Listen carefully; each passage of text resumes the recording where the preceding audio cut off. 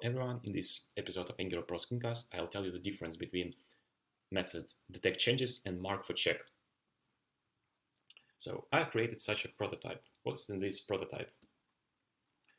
First of all, we switch off NgZone because we don't want change detection be accidentally triggered by NgZone.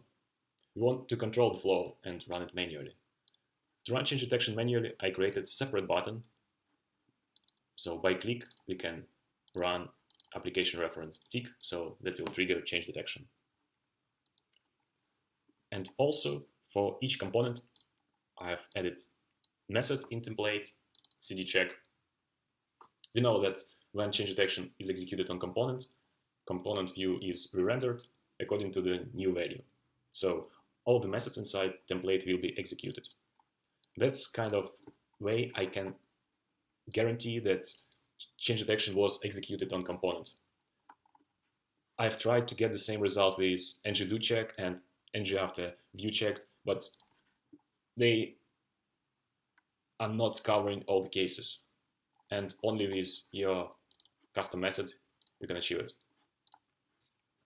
So if we take default change detection strategy, and we run change detection, so everything run, all components.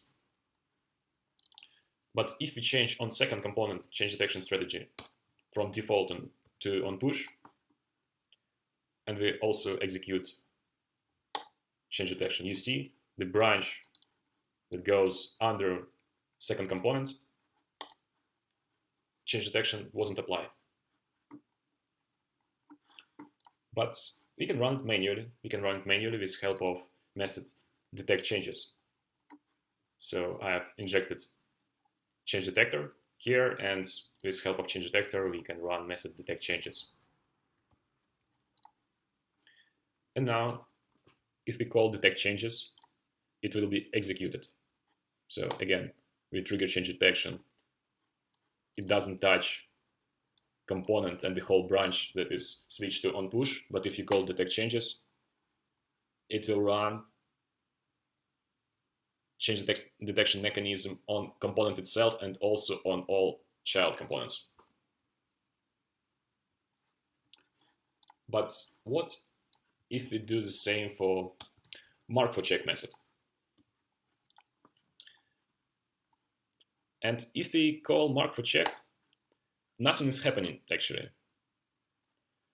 That's good that we switch off NgZone, because when you have NgZone, which is called change detection mechanism pretty often, so the methods look pretty much the same. But in fact, markForCheck doesn't trigger change detection.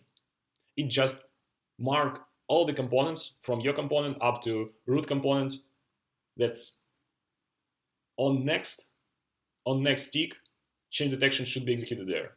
So when we trigger change detection again, everything is executed. And when we trigger again our branch is out, because markForCheck works only for one tick. So that's the difference. If you want to be sure that change detection is executed on your component, you need to run detectChanges. If you're pretty sure that it will be covered by next round of change detection, you can just do markForCheck. And then with next round, it will be covered.